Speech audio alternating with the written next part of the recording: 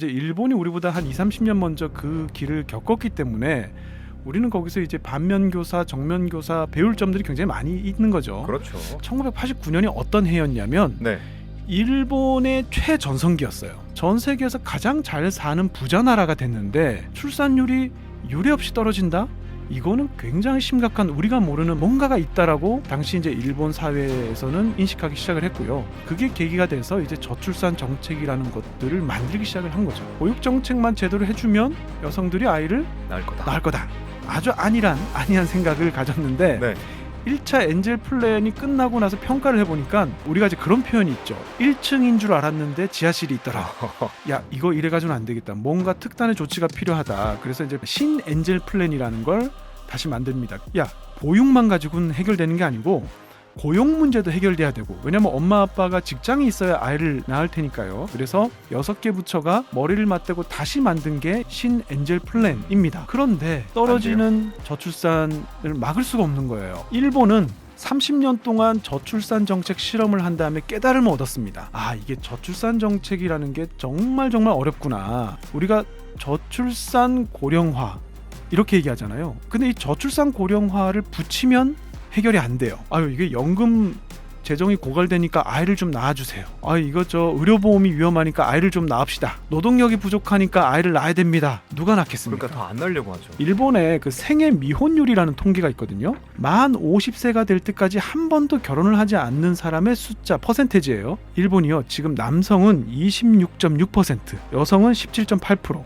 2030년이 되면 남성 중 3명 중에 1명, 여성은 4명 중에 1명이 평생 결혼을 하지 않는다고 지금 나와 있어요. 미혼 남녀를 대상으로 조사를 한 게 있어요. 양국에. 결혼하지 않는 이유가 뭡니까? 가장 큰 이유가 뭡니까? 이렇게 물어보니까 우리는 결혼 자금 마련, 주택 자금 마련, 일자리 불안, 자녀 교육에 대한 걱정, 맞아요. 요거를 관통하는 공통 키워드가 있습니다. 경제적인 이유죠. 그런데요, 똑같은 질문을 일본 20-30대 미혼 남녀들에게 하면 1위가 뭐가 나와요? 예상치 못한 답이에요. 뭐예요? 네. 그게 가장 큰 이유예요? 네, 깜짝 놀랐습니다.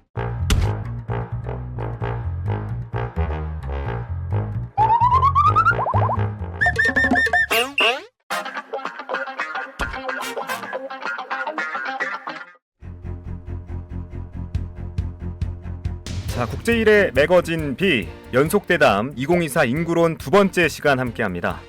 저출산과 고령화로 인한 인구 소멸, 비슷한 문제를 우리보다 앞서 겪은 나라가 있습니다. 바로 이웃나라 일본인데요.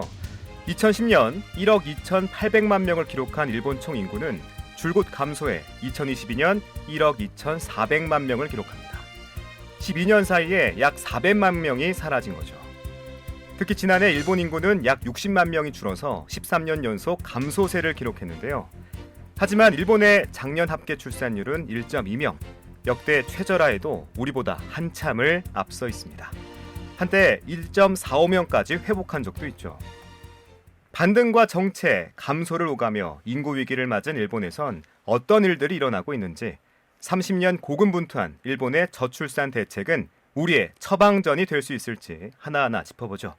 오늘 이 시간엔 한국외국어대학교 융합일본지역학부 이창민 교수와 함께합니다. 교수님 안녕하세요. 예, 반갑습니다. 이창민입니다. 네. 자, 교수님, 우리가 흔히 일본의 현재는 한국의 10년 후 모습이다라고 말하잖아요.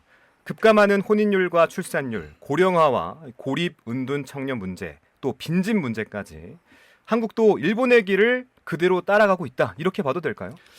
예, 이게 하나씩 좀 짚어볼 필요가 있을 것 같은데요. 먼저 이제 고령화부터 한번 보면 우리가 7의 배수로 이제 따지죠. 7%, 14%, 21%. 그러니까 전체 인구 중에서 65세 이상 되는 인구가 7%일 때를 고령화 사회, 14%가 되면 이제 고령 사회, 21%가 되면 이제 초고령 사회 이렇게 얘기하잖아요. 네. 일본이 고령화 사회가 된 게 1971년이었습니다. 그다음에 이제 고령 사회로 들어선 게 1995년, 25년 정도 걸렸고요. 네. 초고령 사회가 2006년, 10년 정도 걸렸습니다. 근데 우리가 그거보다 한 30년 늦게 시작을 합니다. 네. 고령화 사회가 2000년에 시작이 됐습니다.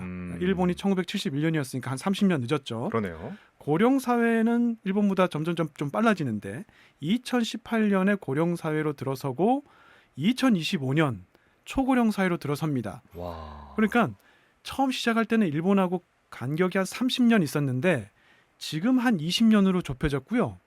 지금 일본이 이 고령화 비율이 한 30% 가까이 이제 되거든요. 2025년 기준으로. 네. 우리가 30%가 되는 거는 2035년 앞으로 이제 2035년이니까 그렇게 되면 간격이 한 10년 정도로 이제 좁혀지는 거예요. 30년으로 시작했는데 그렇죠. 그러니까 10년 사이로. 일본이 먼저 시작한 건 맞고 우리가 30년 뒤따라서 시작했는데 점점점 우리가 이 스피드를 올려서 네. 거의 지금 따라붙고 있는 그런 상황이고 2045년이 되면 한일이 역전됩니다. 이 수치도. 와, 그래요. 네.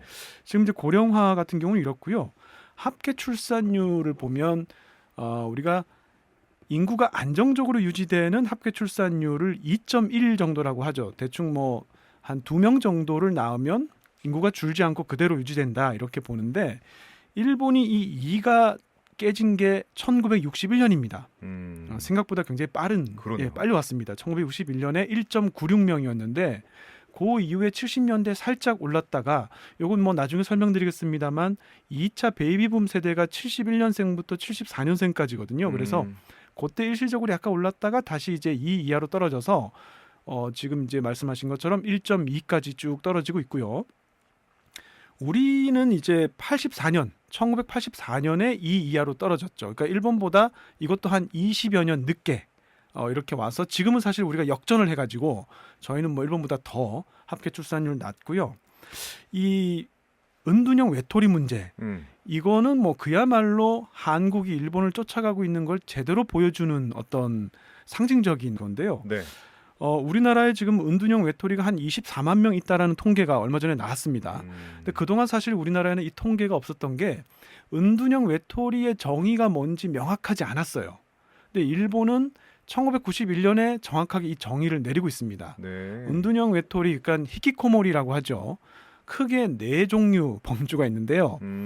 방 밖으로 한 걸음도 6개월 동안 벗어나지 않는 경우가 있고, 그러니까 6개월 동안 집 밖으로 벗어나지 않는 경우, 그러니까 방 밖으로 나오는데 집 밖으로 안 나가는 경우, 또 세 번째는 6개월 동안 집 밖으로 안 나가는데 가끔가다 한 번씩 집 앞에 편의점만 가는 경우. 근데 마지막으로 네 번째는 네. 한 번씩 나오긴 하는데 본인의 취미를 위해서, 그러니까 취미가 뭐냐면 여기서 얘기하는 거는 빠칭코입니다.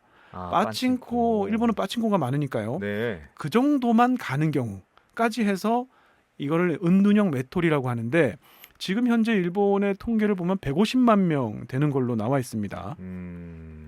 그런데 이제 이게 왜 한국이 일본을 따라가고 있냐면 우리는 은둔형 외톨이 하면 딱 떠오르는 이미지가 젊은 친구들, 청년들이죠. 집에서 밖에 안 나오고 배달 음식 시켜 먹고 게임하고 이게 떠오르는데 2030 세대. 그렇죠. 일본의 은둔형 외톨이는 대부분 중장년층입니다. 4, 50대. 네, 평균을 내면. 아, 그래요? 네, 그리고 여성이 더 많습니다. 여성이? 네네네. 그러니까 일본에서 산술 평균적인 은둔형 외톨이의 스테레오타입은 5, 60대 여성입니다. 왜냐하면 이분들이 80년대, 90년대부터 은둔형 외톨이가 된 거예요. 그래서 지금은 일본은 은둔형 외톨이의 고령화 문제가 심각합니다. 네. 이분들이 한 30년 이상 은둔형 외톨이 생활을 해온 거죠. 그래서 그걸 상징적으로 나타내는 단어가 일본의 8050 문제라고 있거든요. 8050 문제. 네, 8050 문제가 뭐냐면 80대 부모가 50대 자식을 돌봐주고 있는 상황 지금. 그 자식이 은둔형 외톨이인데 50대가 된 거예요. 근데 수입이 없으니까 80대 부모가 연금을 쪼개서 나눠주면서 집에서 같이 생활을 하고 있는 8050 문제가 지금 일본의 굉장히 심각한 사회 문제거든요. 이게 왜 사회 문제가 되냐면 이분들은 밖에 나가서 경제활동을 안 하기 때문에 80대인 부모가 돌아가시고 나면 생활 능력이 없어요. 그래서 보통 부모가 죽고 나서 얼마 있다 또 사망하는 경우가 많거든요. 그래서 지금 일본에서 굉장히 큰 사회 문제인데 아직 우리는 거기까지는 안 갔기 때문에 아마 우리도 20-30년 지나면 일본하고 비슷한 이런 8050 문제가 사회 문제로 대두될 수 있습니다. 예. 그렇죠. 근데 그렇게 지금 모든 것이 저출생, 고령화, 은둔형 외톨이, 빈집까지 일본을 우리가 하나하나 20-30년 간격을 두고 따라가고 있다. 이렇게 생각하시면 될 것 같습니다. 자, 그럼 우리보다 한 발 먼저 또 인구 소멸을 맞은 일본은 일본의 인구 감소 문제가 얼마나 심각한지도 좀 알면 좋을 것 같아요. 제가 이거를 뭐 방송에서도 여러 매체에서 얘기하고 그러는데 항상 그 보면 이런 비판을 하시는 분들이 있더라고요. 우리가 지금 남 걱정할 때냐? 우리 문제가 훨씬 심각한데 네. 일본의 그 저출산 문제 심각한 거 이거 얘기하기보다 우리 문제를 얘기하는 게 낫다. 이렇게 말씀하시는 분들이 많은데 일본을 걱정한다기보다 지금 말씀하신 것처럼 이제 일본이 우리보다 한 20-30년 먼저 그 길을 겪었기 때문에 우리는 거기서 이제 반면교사, 정면교사 배울 점들이 굉장히 많이 있는 거죠. 그렇죠. 그래서 이제 일본을 좀 분석하는 게 의미가 있는데 네. 일본의 그 출생아 수를 보면 크게 두 개의 봉우리가 있습니다. 1900 그 일본에서 난카이 세대라는 단어가 있어요. 그렇죠. 단괴 세대에서 네, 네. 1947년생부터 49년생까지인데요. 이분들이 한 해 250만 명씩 태어났습니다. 일본에서 가장 많이 태어난 인구 집단이에요. 그러니까 이분들이 47년부터 49년까지 많이 태어났는데 나중에 이분들의 이제 자녀 세대 이게 이제 제2의 베이비붐이라고 하는 71년생부터 74년생인데요. 이 사람들도 한 해 한 200만 명씩 태어났습니다. 그래서 크게 두 개의 봉우리가 있는데 네. 어찌됐든 우하향 매년 태어나는 아이들 수는 감소하고 있어요. 그래서 2016년이 되면 100만 명 이하로 이제 떨어지게 됩니다. 그래서 일본에서 이 100만 명은 굉장히 상징적으로 중요한 숫자인 게 가만히 생각해 보시면 한 해 100만 명 태어나서 100살까지 한 명도 안 죽으면 인구가 딱 1억이 됩니다. 오. 그러니까 그 얘기는 뭐냐면 100만 명이 한 해 안 태어난다? 이거는 1억 인구를 유지하기 힘들다. 그렇죠. 그런데 지금 일본의 모든 시스템은 1억 인구를 중심으로 지금 세팅이 돼 있거든요. 조세 제도도 그렇고요. 뭐 연금, 보험 이런 게 대략적으로 인구 1억이 유지되는 선에서 돌아가도록 세팅이 돼 있기 때문에 네. 1억 인구가 유지가 안 되면 이것도 다 바꿔야 돼요. 그래서 2016년에 굉장히 그 정부가 어떤 위기 의식을 느끼고 그때 뭐라고 했냐면 지금 이 추세대로라면 2030년이 되면 80만 명도 깨질 수가 있다. 이렇게 얘기했거든요. 그런데 작년에 73만 명 태어났습니다. 그러니까 정부가 예견한 것보다 훨씬 빨리 한 7, 8년 빨리 인구가 80만 명 이하로 떨어져서 굉장히 빠른 속도로 줄고 있는 거죠. 네.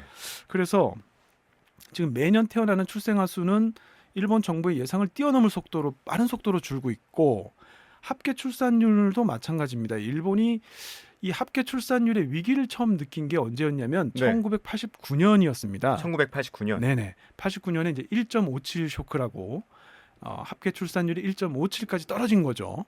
근데 이게 왜 쇼크였냐면 일본이 인구 통계를 낸 역사상 1.58 정도까지 떨어진 적이 딱 한 번 있었어요. 근데 그때는 좀 특별한 사정이 있었습니다. 어떤 사정이요? 그게 1966년인데 네. 제가 힌트를 하나 드릴게요. 이게 말띠 해거든요. 네. 인구가 그 앞뒤랑 비교했을 때 50만 명 정도 적게 태어났어요. 왜 그랬을까요? 왜죠? 말띠를 싫어하나? 이게 미신인데요. 일본에서 그 해에 태어난 네. 백말띠 그러니까 히노에 우마라고 그 해에 태어난 여자아이들이 팔자가 세다. 이런 미신 때문에 네. 50만 명 적게 태어났습니다. 오. 근데 이 미신이 생긴 데는 굉장히 그 가슴 아픈 그 사랑 이야기가 있는데 네. 일본의 그 1600년대에 도쿄에 큰 불이 납니다.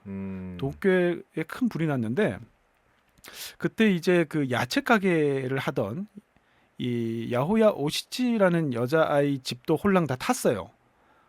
이 여자애가 그 10대였는데 네. 그래서 그 가게가 다 타버렸기 때문에 그 가족들이 근처 절로 이제 피신을 합니다. 근처 절로 피신을 했는데 거기서 이제 몇 달 생활을 하면서 거기에 이제 절에서 심부름을 하던 그 소년하고 사랑에 빠져요. 네. 그래서 사랑에 빠졌는데 이제 집이 다 수리가 되고 이제 헤어지게 됐죠. 근데 상사병에 빠진 겁니다. 그래서 이제 계속 그리워하다가 불을 한 번 더 내야 되겠다. 집을 태우면 다시 또 절로 피신하면 만날 수 있겠지 싶어서 집을 태우려고 방화를 했는데 나중에 이제 불은 진압이 됐고요. 방화범을 찾다 보니까 그 여자아이가 잡힌 거예요. 그래서 나중에 결국에 이제 처형을 당하는데 그때부터 뭐 연애 결혼이 없던 시대니까 여자아이가 얼마나 이 드세면 연애 결혼을 하기 위해 그렇죠. 연애 결혼을 하기 위해서 남자랑 사랑을 하기 위해서 집을 불태우냐 이래서 그때부터 이제 그 여자아이가 태어난 해가 굉장히 억세다 해가지고 60년에 한 번씩 오거든요. 그렇죠. 그래서 1906년에도 인구가 확 줄었고요. 66년에도 줄었습니다. 근데 그 다음이 이제 2026년이거든요. 네. 그래서 이제 이 인구학자들이 굉장히 관심 있게 보고 있어요. 또 미신이 작용할지 안 할지. 2년 뒤니까요. 그렇죠. 네. 근데 하여튼 여하튼 1966년에는 그런 어떤 특수한 사정 때문에 인구가 줄었는데 1989년에는 전혀 뭐 그런 특수한 사정도 없는데 1.57로 떨어졌단 말이죠. 네. 그래서 이건 굉장히 심각하다. 그래서 그때부터 이제 일본이 본격적으로 이제 저출산 대책을 뭐 내놓기는 하는데요. 뭐 이 나중에 말씀드리겠습니다만 그 이후에도 별로 회복은 안 됐습니다. 그래서 여하튼 출생아 수를 보든 합계 출산율을 보든 지금 최근에까지도 계속해서 우하향하는, 계속 하락하는 그런 추세를 보이고 있다. 이렇게 말씀드릴 수 있겠습니다. 그러니까 일본이 저출산 문제를 심각하게 받아들인 때가 1989년이고 이때를 이제 1.57 쇼크라고 부른 건데 이때 일본의 정부는 위기감을 제대로 느꼈습니까? 예, 그럴 수밖에 없었던 게 방금 말씀드린 것처럼 1966년에 1.58까지 떨어졌을 때는 뭐 그런가 보다. 그런 사회문화적인 그런 배경이 있었기 때문에 그럴 수도 있었다라고 생각하는데 89년은 전혀 그렇지 않았거든요. 게다가 1989년이 어떤 해였냐면 네. 일본의 최전성기였어요. 1989년에 전 세계 시가총액 기업들을 이렇게 1위부터 쭉 순위를 매기면 50위 안에 36개 일본 기업이 들어가 있었습니다. 엄청났죠. 엄청 많네요. 지금은 하나도 없거든요. 네. 근데 그 당시는 10개, 전 세계 시가총액 1위부터 10위까지 기업 중에 6개가 일본 기업이었고요. 30개 중에서는 뭐 24개 정도, 50개 중에서는 36개 뭐 이렇게 일본 기업들이 차지할 때이기 때문에 뭐 일본의 도쿄의 그 황궁을 팔면은 미국에 뭘 사고 뭐 이런 얘기가 한참 있을 때였습니다. 그야말로 일본 경제가 최전성기였고 소득 수준도 세계 1, 2위를 다투던 그야말로 가장 잘 살던 시대입니다. 네. 그런데 우리가 출산율을 생각하면 항상 돈이 없어서 아이를 적게 낳는다라고 생각을 당시에는 했기 때문에 이게 말이 안 맞는 거죠. 전 세계에서 가장 잘 사는 부자 나라가 됐는데 출산율이 유례 없이 떨어진다? 이거는 굉장히 심각한 우리가 모르는 뭔가가 있다라고 당시 이제 일본 사회에서는 인식하기 시작을 했고요. 그게 계기가 돼서 이제 저출산 정책이라는 것들을 만들기 시작을 한 거죠. 예. 자, 일본도 가만히 있지 않았습니다. 1.57 쇼크 이후 1994년 저출산 대책인 엔젤 플랜을 내놨습니다. 일본의 저출산 정책 시작인데 어떤 내용이 담겨 있습니까? 예, 이 94년에 엔젤 플랜이 이제 나오기까지 사실은 아까 89년에 일본 정부가 처음으로 위기라는 걸 생각을 했고, 네. 정부 부처 여러 부처가 모여서 여러 뭐 갑론을박하면서 대책을 만들어서 드디어 나온 게 엔젤 플랜입니다. 94년에 이제 발표가 돼서 95년부터 99년까지 5년 계획이었습니다. 95, 96, 97, 98, 99 이렇게 네. 5년 계획을 발표를 했는데 네. 이 엔젤 플랜이 나중에 굉장히 많은 비판을 받게 됩니다. 너무 공무원들이 탁상 행정에 불과하다. 그리고 지금도 그렇습니다만 일본도 참 우리나라만큼 뭐랄까요, 이 여성들의 사회 진출 유리천장이 있거든요. 네. 이 정책을 만든 사람들이 결국 40, 50대 공무원들, 남자 공무원들이 만든 거예요. 그렇다 보니까 정말 저출산 문제의 핵심이 뭔지에 대해서 진지한 고민이 있었다라기보다 본인들이 생각했을 때 피상적으로 이거 아니야? 라고 생각했던 것들이 그대로 정책으로 녹아났습니다.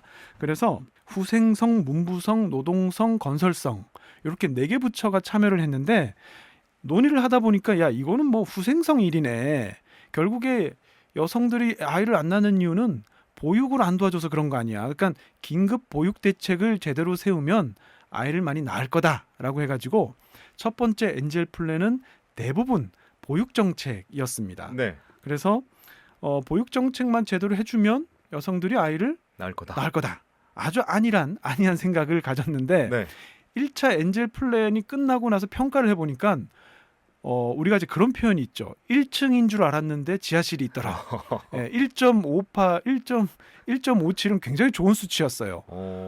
그거보다 훨씬 더 떨어지는 겁니다. 그래서 야 이거 이래가지고는 안 되겠다. 뭔가 특단의 조치가 필요하다. 그래서 이제 반성도 하고 하면서 신 엔젤 플랜이라는 걸 다시 만듭니다. 그게 이제 아까 이제 5년 계획이니까요. 5년 계획이 끝나고 그다음 2000년부터 5년 계획을 다시 이제 짠 거예요. 네.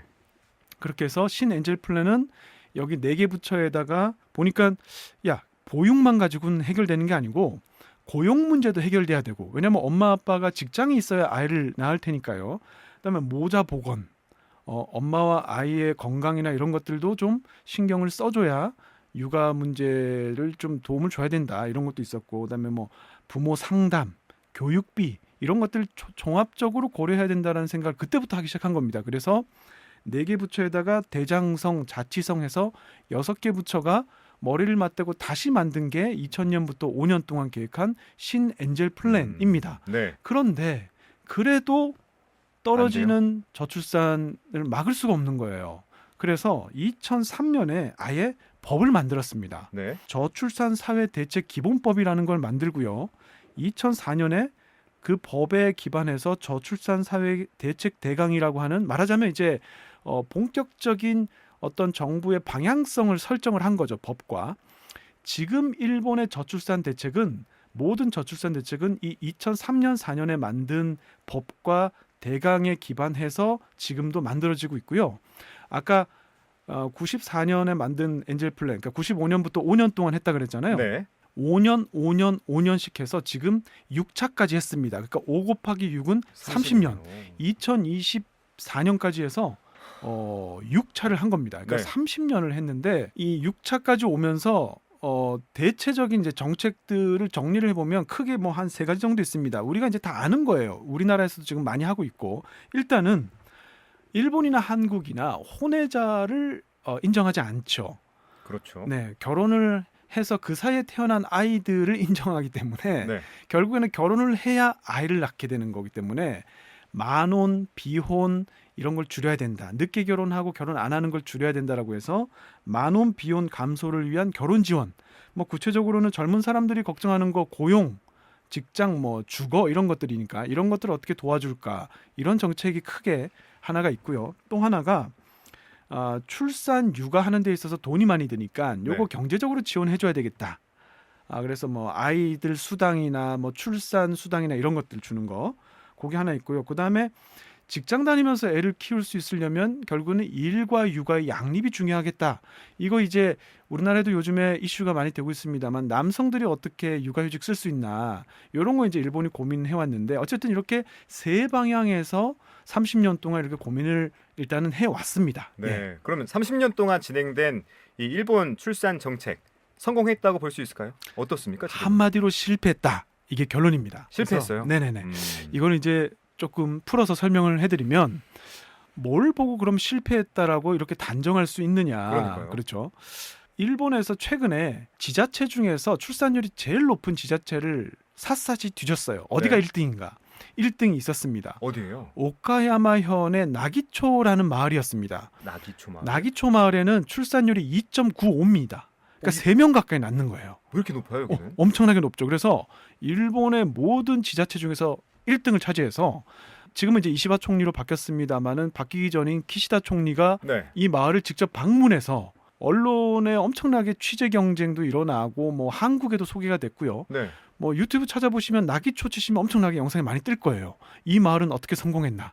그래서 분석을 해보니까 몇 가지 특이한 제도가 있긴 했습니다. 이 마을엔 뭐가 있냐면 나기 차일드 홈이라고 해서, 엄마 아빠가 낮에 직장을 가니까 할머니 할아버지들이 이 엄마 아빠를 대신해서 마을 공동회관에서 아이들을 봐줘요. 네. 육아를 도와줍니다. 이런 게 하나 있고, 또 코알라 의사제도라고 해서, 아이가 아프면 사실 엄마가 아픈 아이를 두고 직장 가기가 어렵잖아요. 어렵죠. 병원에 하루 종일 맡길 수가 있습니다. 아이를? 네네네. 그럼 병원에서 하루 종일 아이를 케어해 주는 거예요. 와. 네. 그 다음에 아이를 키우는데 필요한 유모차, 아기 침대 이런 거는 100엔에 전부 다 대여가 가능합니다. 100엔만 내면.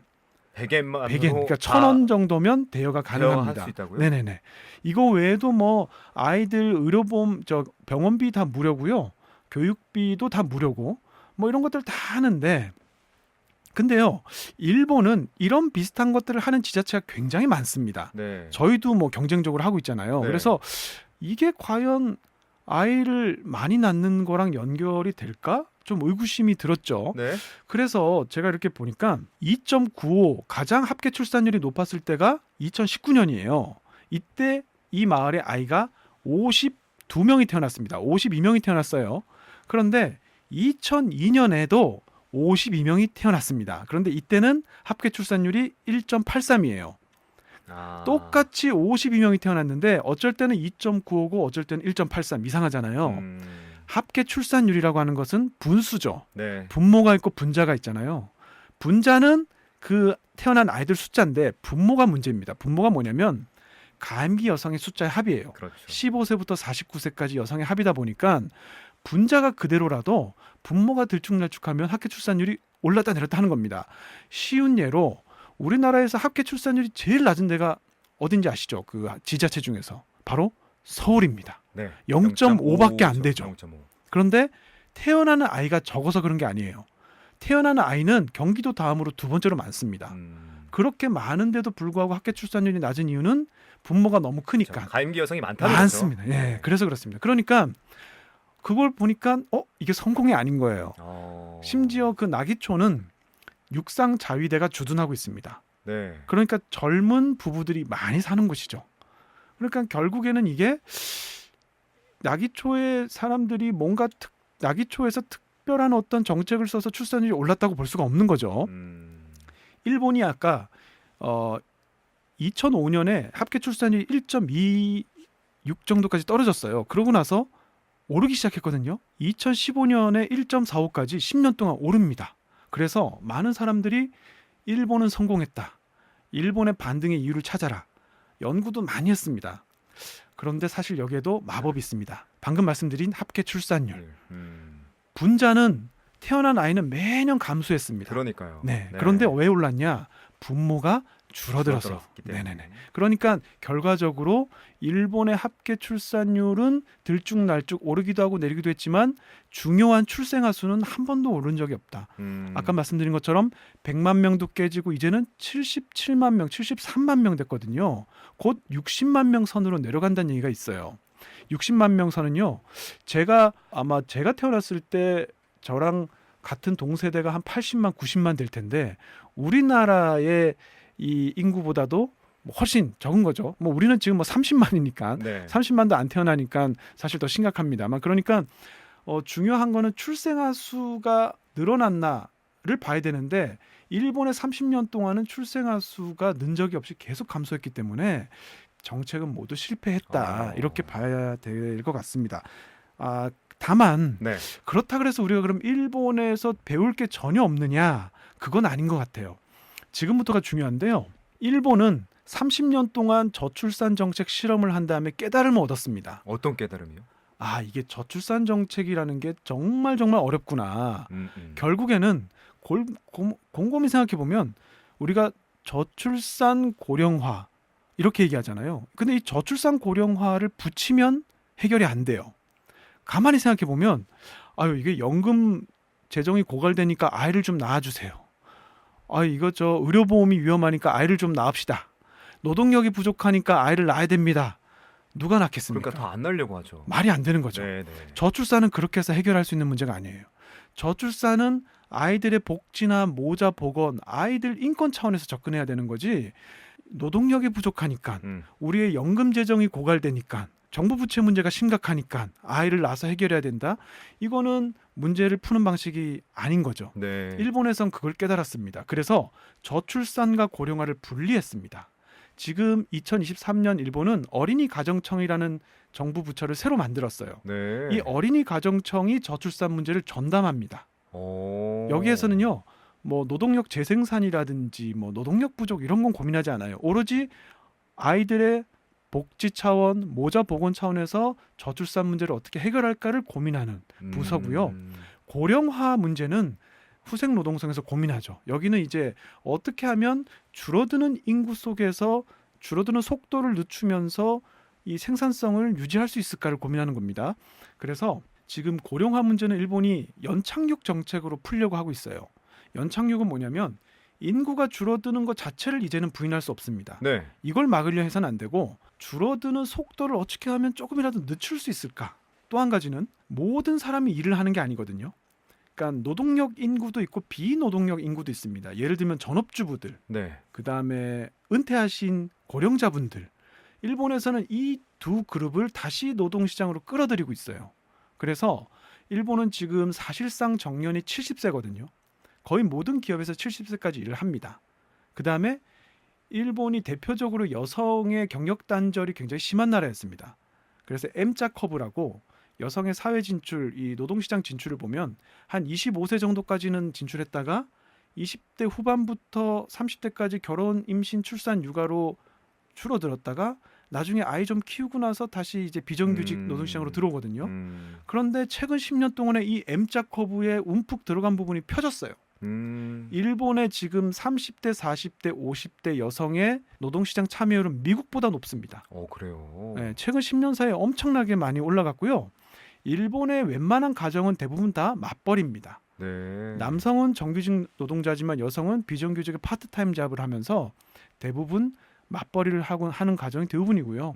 그렇다 보니까 여성들이 들어오고 전업주부 여성들이 들어오고 고령층이 들어오고 하니까 일본에 일하는 사람은 최근 10년 동안 인구는 줄었지만 일하는 사람은 500만 명이나 늘었어요. 이런 식으로 해결하면서 또 밖에서 또 외국인 노동자를 또 받아들이는 거, 이것도 굉장히 많이 최근에 많이 늘었거든요. 네. 그러니까 이런 식으로 저출산 정책은 저출산 정책대로 하지만 여기에 너무 기대는 게 아니라 어떻게 하면 서스테이너블이 그러니까 이 유지할 수 있는 사회를 만들까를 고민하기 위해서 네. 일하는 사람을 계속 늘리는 정책, 또 밖에서 외국인들이 들어와서 일본 사회에 정착하고 살 수 있는 사회를 만드는 이런 고민을 더 많이 하고 있는 거죠 지금. 네. 저희가 사실은 이 부분을 좀 더 고민해야 된다고 생각이 듭니다. 교수님, 그러면 출산율을 고민하고 생각할 게 아니라 태어난 아기의 수가 더 중요하다고 봐야겠네요. 맞습니다.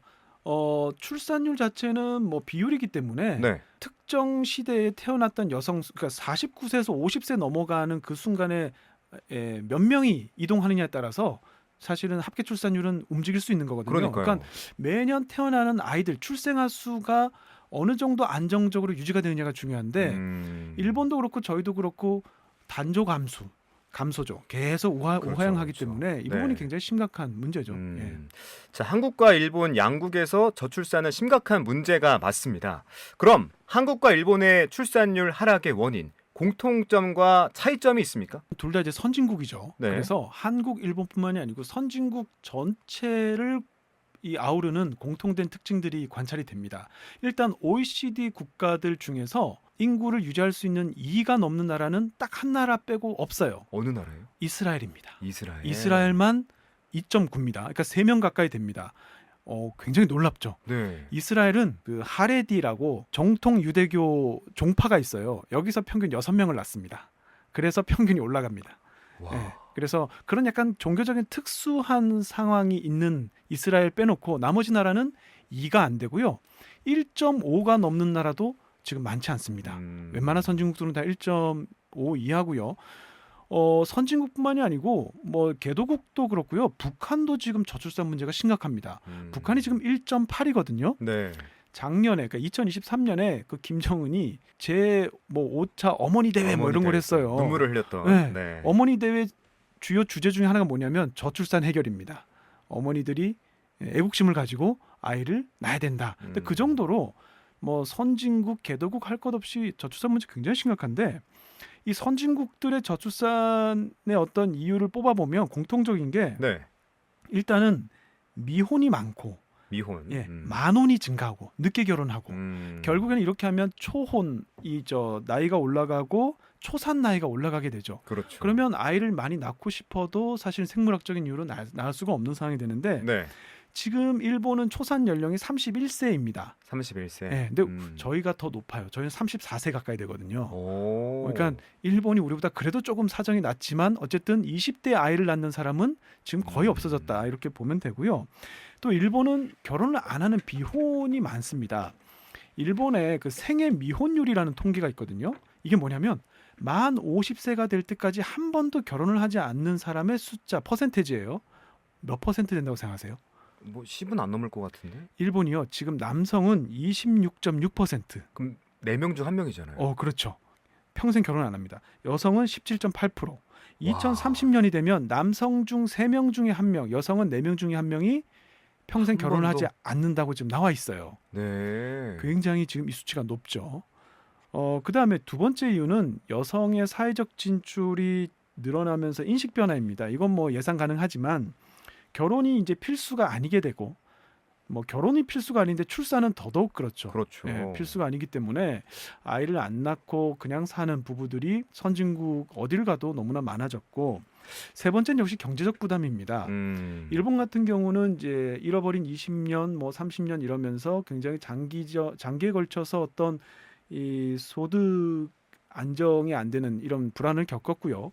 한국 같은 경우도 여러 이유로 사실은 경제적인 불안 때문에 아이를 안 낳는 경우가 많기 때문에 이런 경제적 이유가 또 이 선진국들에서 이제 아이를 안 낳는 이유고 마지막으로 네 번째는 육아 가사에 대한 여성들의 부담이 특히 한국, 일본의 공통점입니다. 한국도 그렇고 일본도 그렇고 요즘에 많이 좋아지긴 했지만 그래도 이 육아나 가사에 있어서 여성의 부담하는 부담이 압도적으로 높거든요. 그래서 이것이 결국에는 이제 출산을 기피하는, 뭐 결혼을 기피하는 이걸로 이제 이어진 그런 공통점이 되겠습니다. 네. 다만 이제 차이점도 있는데요. 음.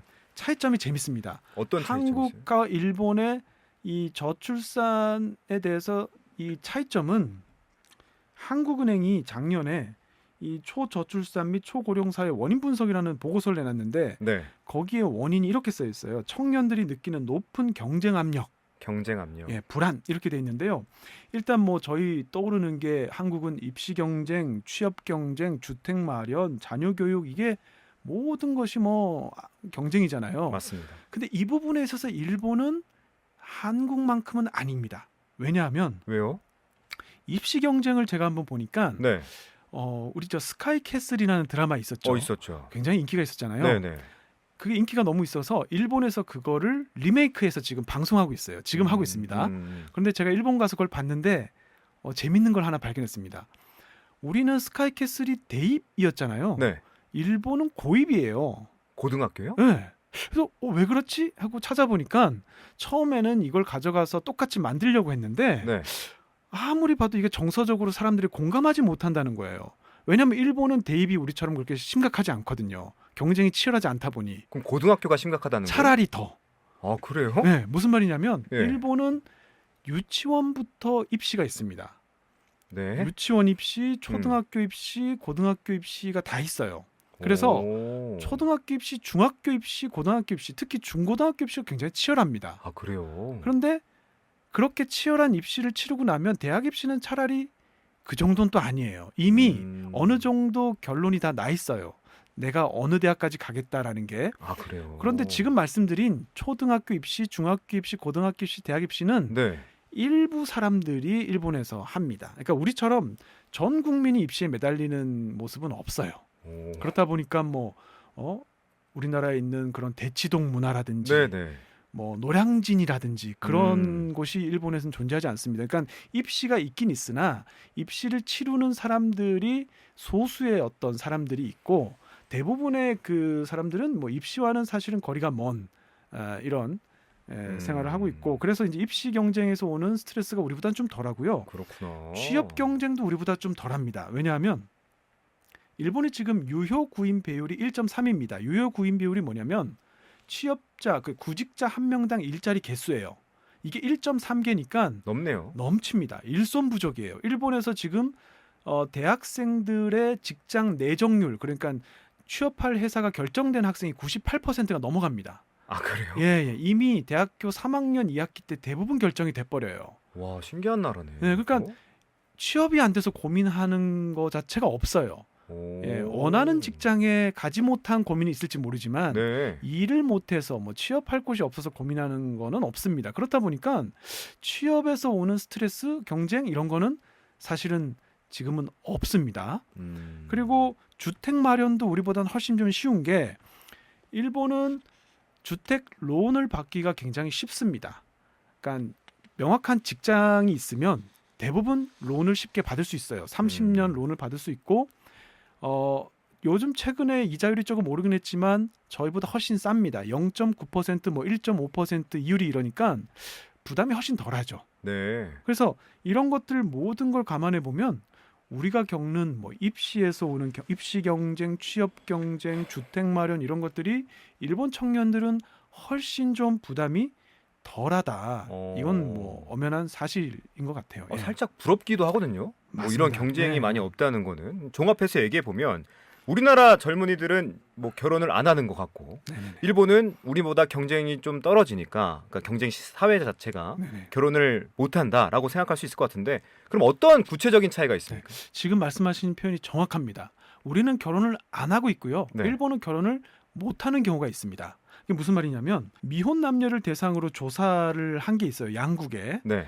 결혼하지 않는 이유가 뭡니까? 가장 큰 이유가 뭡니까? 이렇게 물어보니까 우리는 대충 이런 게 나왔습니다. 결혼 자금 마련, 그다음에 주택 자금 마련, 일자리 불안, 자녀 교육에 대한 걱정 이런 것들이 순위에 들어 있었는데 맞아요. 요거를 관통하는 공통 키워드가 있습니다. 뭐예요? 경제적인 이유죠. 다. 맞아요. 돈입니다. 맞아요. 네. 뭐 주택 마련, 일자리 불안, 자녀 교육 모든 게 돈이거든요. 그런데요, 똑같은 질문을 일본 20, 30대 미혼 남녀들에게 하면 1위가 뭐가 나와요? 예상치 못한 답이에요. 뭐예요? 적합한 사람을 만나지 못해서. 와. 네. 그게 이거 보고 가장 저도, 큰 이유예요? 네, 깜짝 놀랐습니다. 그러니까 자기에게 맞는 상대를 아직 만나지 못해서가 1위입니다. 이 얘기는 뭐냐면 만나면 결혼하겠다는 거잖아요. 네, 결혼할 의사가 네. 충분하다는 거죠. 그래서 일본은 정책적인 부분에 어떤 뭐랄까요? 이런 정책을 조금만 해주면 바꿔주면 결혼을 늘릴 수 있는 결혼한 커플이 늘어날 수 있는 어떤 그런 여지가 있어요. 네. 그래서 일본 젊은이들은 지금 어떤 처한 상황 때문에 결혼을 못 하고 있는 거지 결혼을 안 하겠다는 생각은 없습니다. 기본적으로. 물론 일본에도 파워 커플이라는 말이 있습니다. 파워 커플이 그게 뭐냐면 뭐예요? 그 남녀 합쳐서 연수입이 7천만 원 이상인 걸 예전엔 파워 커플이라고 했는데 요즘에는 1억 이상을 파워 커플이라고 합니다. 네. 그래서 이 파워 커플들은 네. 도쿄 근처 역세권에 비싼 집을 살고 보통 이제 딩크가 많죠. 동물 키우면서 아이는 안 낳는데 최근에 조사를 해보면 이 파워 커플들도 아이를 낳는 사람들이 굉장히 많아졌어요. 그러니까 요즘에 일본에서는 우리랑 조금 다른 게 여건이 되면 아이를 한 명 정도는 낳고 싶다는 사람들이 많이 늘어났고요. 다만 네네. 이제 결혼이 늦어지다 보니까 현실적으로 아이를 2명, 3명 낳는 건 좀 어렵지만 한 명 한 명. 정도는 낳고 싶어요. 그래서 그런 점들을 보면 우리보다는 경쟁 압력이 낮고 그렇다 보니까 아무래도 우리보다는 훨씬 좀 상황이 좀 낫다 이렇게 볼 수가 있을 것 같습니다. 네. 자, 이야기를 나누다 보니까 일본의 잃어버린 20년의 저출산 고령화가 자리 잡고 있는 것 같습니다. 이 버블 경제가 붕괴한 뒤에 일본이 저성장에 빠진 원인 중 하나가 바로 저출산, 고령화 이렇게 좀 정리할 수 있을까요? 그 부분은 약간 수정이 필요할 것 같습니다. 어떡해요? 왜냐하면요. 인구가 감소하기 시작한 게 언젠가 이렇게 생각을 해보면 일본에서 생산 연령 인구가 감소하기 시작한 게 90년대 중후반이거든요. 95년부터 98년 사이입니다. 그러고 나서 총 인구가 감소하기 시작한 게 10년 뒤입니다. 그러니까 2008년, 9년, 10년이거든요. 네. 그러니까 일본은 생산 가능 인구가 90년대 후반부터 줄기 시작하고 총 인구는 2000년대 후반부터 줄기 시작한 건데 일본의 경제 침체가 언제 시작됐냐면 90년, 91년부터거든요. 잃어버린 10년이 먼저 시작되고 인구 감소는 좀 나중에 시작된 거예요. 그러네요. 그러니까 인구가 감소해서 경기 침체가 왔다라고 보는 것보다는 경기 침체가 시작되고 나서 인구 감소 시기를 맞이했다라고 해석하는 게 맞고 오히려 이 문제는 앞으로가 더 큰 문제입니다. 왜냐하면 인구가 감소하게 되면 특히 지방의 지방 소멸 문제가 심각해지고요. 네. 지방 소멸이 되면서 뭐 성장 동력도 사라지고 그러면 잠재 성장률이 떨어지기 때문에 앞으로 인구 감소 시대에 맞이해서 일본의 경기 침체가 더 지금은 살짝 일본이 경기가 살아나고 있는데 앞으로는 사실 인구 감소 때문에 경기 침체로 빠질 염려가 있거든요. 아무리 노력을 해도 일할 사람이 없고 소비할 구매자가 없고 그럼 결국에는 이 경기가 회복하는데 속도가 굉장히 늦을 수밖에 없거든요. 당장에 코로나에서 회복할 때도 다른 나라는 2년 만에 회복을 했습니다. 근데 일본은 4년이 걸렸어요. 그러니까 사람으로 치면 6, 70대인 거예요. 감기 한번 걸리면 젊었을 때는 탈탈 털고 일어나잖아요. 한 네네. 2, 3일. 일본은 일주일 이상 알아 누워야 되는 거예요. 그러니까 점점 이거는 이제 인구가 감소하고 성장 동력이 사라지면서 경기 침체로 빠졌다가 살아나는 그런 비즈니스 사이클에서 회복 속도가 점점 늦어지는 거죠. 그래서 앞으로가 더 큰 문제다 이렇게 볼 수 있을 것 같습니다. 네, 그러면 앞으로도 지금 이런 문제를 해결하지 못한다면 일본 경제가 이 심각한 타격을 입을 가능성이 크다고 보시는 거죠? 맞습니다. 지금 이제 일본의 아까 말씀드린 잠재 성장률이 지속적으로 떨어지고 있어요. 잠재 성장률은 아무리 경기가 좋아져도 그 잠재 성장률과 괴리돼서 엄청나게 이렇게 올라가긴 쉽지 않거든요. 네. 결국에는 비즈니스 사이클을 그려가면서 전체적으로는 점점점 우하향할 수밖에 없기 때문에 지금 현재 일본의 고민은 어떻게 하면 이 잠재 성장률을 그렇지. 끌어올릴 수 있을까? 음. 그게 가장 큰 관건이라고 볼 수 있죠. 그러면 이제 이 경제 성장률을 끌어올리기 위해서 생산 가능 인구가 많아져야 될 텐데 일본은 이 외국인 유입이 필요하다고 본 것 같아요. 아까도 잠깐 말씀해 주셨는데 일본인 인구가 줄어드는 것과 달리 이 일본에 사는 외국인 이 규모는 상당히 늘었다고 들었거든요. 저출산 정책에 변화가 있다고 봐야 할까요? 네. 이 부분을 사실 우리나라가 굉장히 주목해서 봐야 되는데요. 일본이 아까 말씀드린 것처럼 30년 실험을 해보니까 저출산 정책만 가지고는 이 문제를 풀 수 없다는 걸 깨달은 거죠. 그래서 저출산 정책을 그렇다고 해서 포기할 수는 없지만 그렇다 그래서 저출산 정책에 너무 의존해서도 안 된다. 이거는 이거대로 하되 우리는 플랜 B가 필요하다. 바로 그 플랜 B가 연착륙 정책이고요. 연착륙 정책은 이게 뭐 연착륙의 말 그대로 비행기가 착륙하듯이 이렇게 서서히 이렇게 안정적인 모드로 들어가는 거잖아요. 그런 것처럼 첫 번째는 일하지 않는 사람을 일하게 만드는 거. 그래서 이제 1억 총 활약 사회라고 인구 1억이 모두가 일하면서 네. 100년 뒤에도 50년 뒤에도 인구 1억을 유지하자. 뭐 이게 하나 있고요. 그럼에도 불구하고 줄어드는 인구는 어쩔 수 없기 때문에 결국에는 외부에서 수혈할 수밖에 없는데 그러려면 외국인 정책을 획기적으로 바꿀 수밖에 없죠. 그렇죠. 일본도 저희랑 비슷했습니다. 1993년부터 기능실습 제도라는 걸 만들어서 소위 말해서 동남아에서 기능실습생을 받기 시작했어요.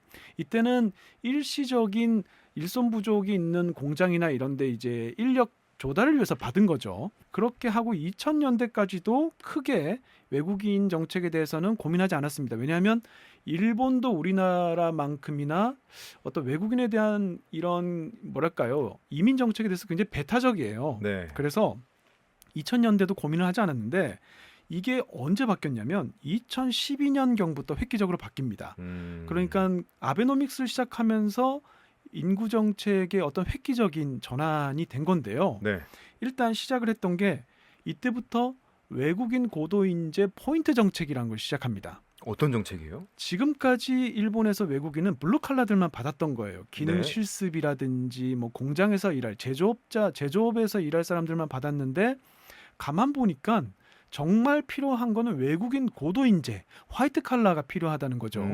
그런데 화이트 칼라들은 보통 영어권으로 가려고 하죠. 네. 미국이나 캐나다나 호주나 영국이나 뭐 유럽으로 갈 겁니다. 일본이 이들을 끌어들이기 위해서는 뭔가 인센티브를 제공하지 않으면 안 되겠다라고 생각을 한 거죠. 그래서 외국인 고도 인재 포인트 제도라는 걸 실시해서 그 사람의 학벌이라든지 네. 경력이라든지 어떤 경험, 능력치를 보고 점수를 부여합니다. 그래서 70점이 넘으면 굉장히 많은 혜택을 줍니다.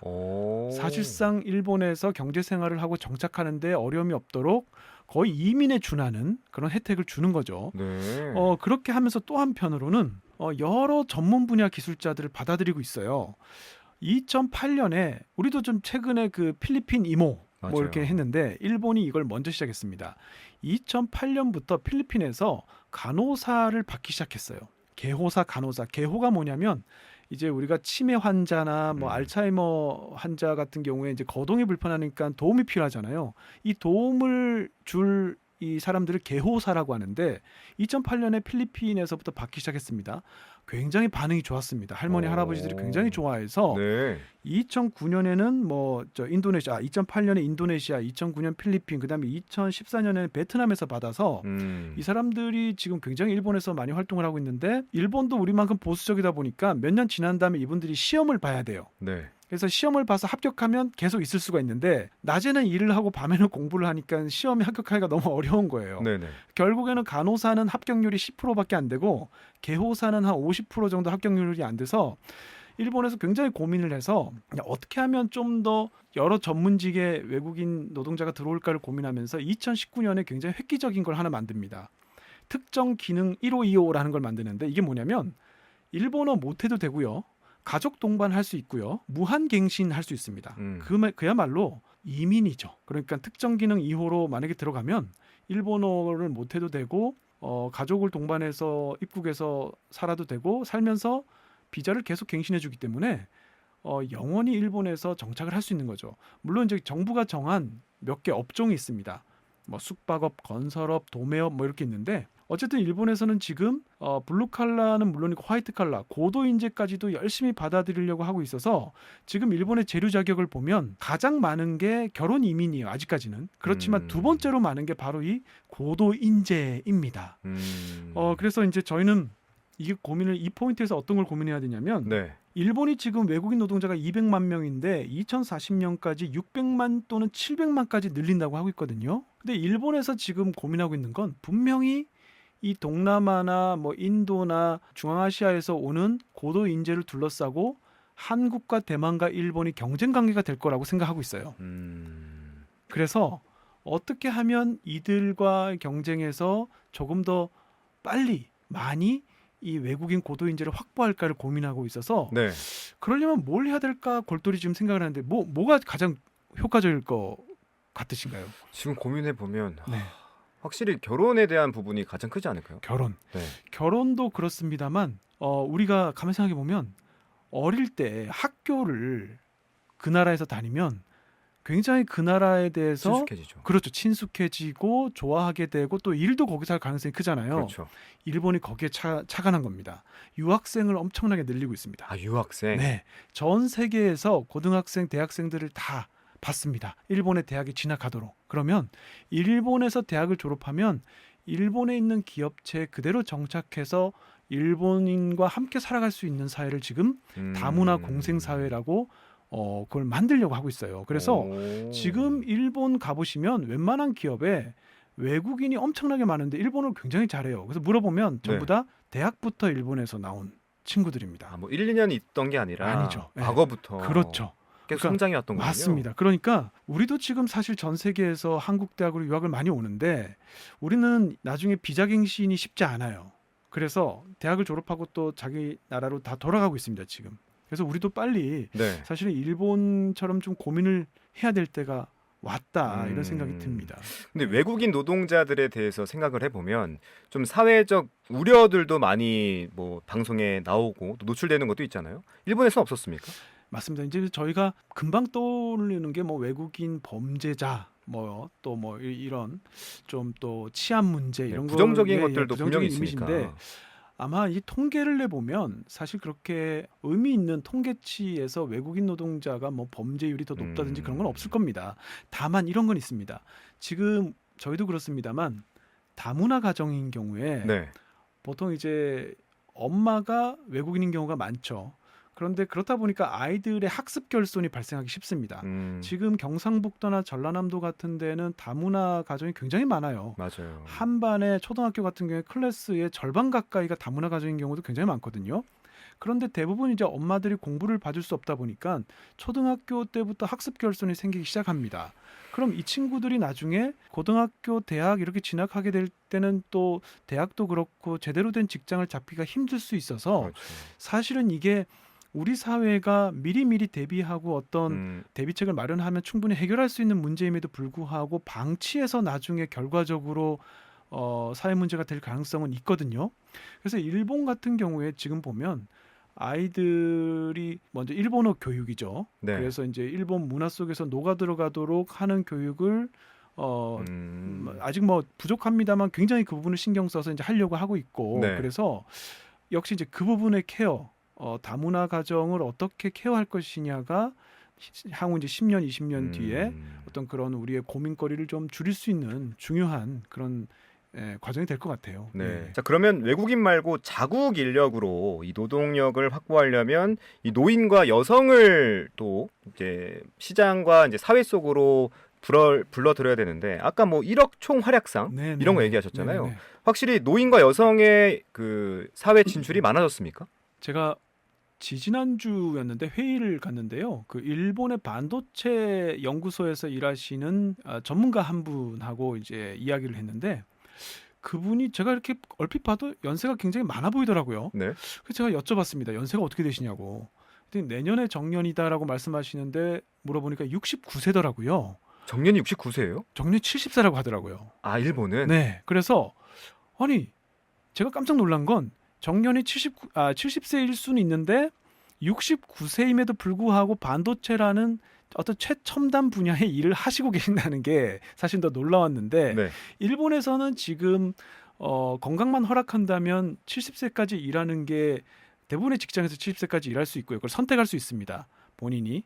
그래서 그렇게 일하는 곳이 많고요. 대부분 직장에서가 정년이 예, 70세예요? 특히 이제 제조업 정년은 이제 60세 또는 65세인데요. 네. 정년이 끝나고 이제 임금 피크제처럼 계약직으로 해서 계속 연장해서 일을 할 수가 있는 거죠. 예, 정년 자체는 뭐 우리랑 비슷합니다만 그렇고 이제 여성 같은 경우에도 지금 비정규직 노동 시장이 한국과 일본을 비교해 보면 일본이 높습니다. 한국이 비정규직 시장이 뭐 30%, 31%쯤 되는데 일본은 39% 이렇게 되거든요. 네. 우리보다 비정규직 시장이 더 크죠. 정규직 6, 비정규직 4, 6대 4 비율인데 재밌는 것은 이 비정규직 시장의 70%가 여성입니다. 그러니까 여성들이 파트타임 잡으로 일하는 것이 일본의 어떤 비정규직 시장의 스테레오타입인데요. 네. 이게 결국엔 뭐냐면 일본의 아까 말씀드린 것처럼 일본은 대부분 맞벌이를 지금 하고 있다. 여성들의 사회 진출이 굉장히 늘어났다. 물론 정규직도 있지만 가정이 있고 아이를 키우는 집에서는 여성들이 파트타임 잡을 많이 지금 하고 있어서 대부분의 가정에서 맞벌이면서 여성들은 파트타임 잡을 하는 게 너무나 자연스럽고 그렇다 보니까 아베 전 총리가 얘기한 것처럼 정말 1억 총 활약 사회가 되고 있어요. 노는 사람 없이 뭐 전부 다 일을 하는 그런 사회가 되고 있고요. 결국에는 우리가 인구가 줄어드는 것 자체가 문제라기보다 네. 일하는 사람이 늘어나는 게 중요하거든요. 인구는 줄 수 있지만 그래서 이제 우리도 선진국 중에서 우리가 사실 여성 경단녀 문제가 제일 심각한 나라 중에 한 나라거든요. 네. 이런 것들은 굉장히 일본의 그런 시스템이나 제도를 벤치마킹할 필요가 있다는 생각이 듭니다. 예. 그렇군요. 그래서 우리나라도 이 얼마 전에 행정안전부 공무직 한해서 정년이 65세로 연장이 됐어요. 그럼 이거는 좀 긍정적인 시각으로 봐야 할까요? 네, 저는 이 부분은 굉장히 우리가 앞으로 지향해야 될 어떤 방향성의 시작이라고 저는 생각을 합니다. 거의 모든 뭐 공무원뿐만이 아니고요. 나중에 더 확대가 돼서 일반 민간 기업에서도 65세 정년까지는 당연히 연장이 돼야 되고요. 웬만한 곳에서는 또 가능하다면 본인이 원할 경우에 70세까지도 일을 할 수 있는 그런 이제 사회적 어떤 컨센서스가 있어야 됩니다. 지금 일본뿐만이 아니고 유럽도요. 거의 지금 70세나 72세까지 일하는 게 당연해지고 있거든요. 아, 그래요? 예, 이렇게 이제 일을 하게 되면 연금을 받는 그러니까 연금 납부 기간이 또 길어지니까 연금 재정에도 도움이 될 뿐만 아니라 개인에게 있어도 연금을 받는 것보다 사실 일을 하는 게 수입의 안정화 측면에서도 더 도움이 되고요. 또 요즘에 사실 65세 이렇게 보면 예전에는 굉장히 할아버지라고 생각했는데 요즘에는 그냥 형님이에요. 형님. 굉장히 젊으시잖아요. 네. 깜짝깜짝 놀랍니다. 아니 이렇게 젊으신데 정년하신다고요? 그래서 65세 정년은 제가 볼 때는 이제 거스를 수 없는 흐름이고 저희는 지금 인구 감소 속도로 봤을 때 생각보다 이 논의를 빨리 시작해야 된다. 왜냐하면 우리나라 같은 경우는 1964년생부터 74년생까지 한 해 100만 명씩 태어나서 1000만 인구가 지금 정년을 앞두고 정년하고 있거든요. 네. 이 인구가 빠지면 일거의 이 일손 부족 현상이 굉장히 심각해질 겁니다. 그래서 차제 우리가 논의를 빨리 진행해서 이 정년 연장 논의가 좀 빨리 진행이 돼야 될 필요가 있다는 생각이 듭니다. 네.